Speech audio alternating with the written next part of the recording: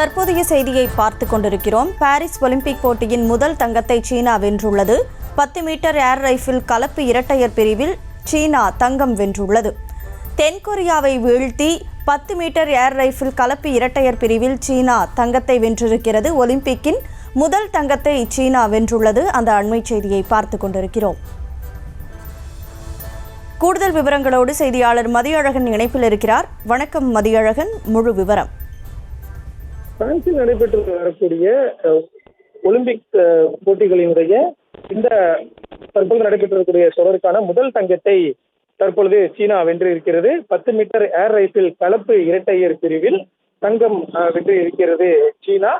இறுதிப் போட்டியில் இரட்டையர் பிரிவில், அதாவது 100 மீட்டர் ஏர் ரைஃபிள் கலப்பு இரட்டையர் பிரிவில் இறுதிப் போட்டியில் தென்கொரியாவை வீழ்த்தி சீனா தங்கம் வென்று இருக்கிறது.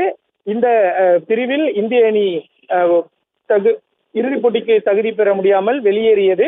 இந்த நிலையில் இறுதிச் சுற்றில் தென்கொரியா மற்றும் சீனா மோதிய நிலையில் சீனா வெற்றி பெற்று நடப்பு ஒலிம்பிக் தொடரினுடைய முதல் தங்க பதக்கத்தை வென்று தனது பதக்க வேட்டையை சீனா தொடங்கியிருக்கிறது.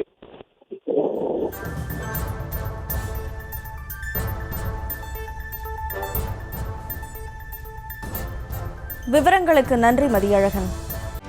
செய்திகளை உடனுக்குடனும் துல்லியமாகவும் தெரிந்து கொள்ள சப்ஸ்கிரைப் பண்ணுங்க.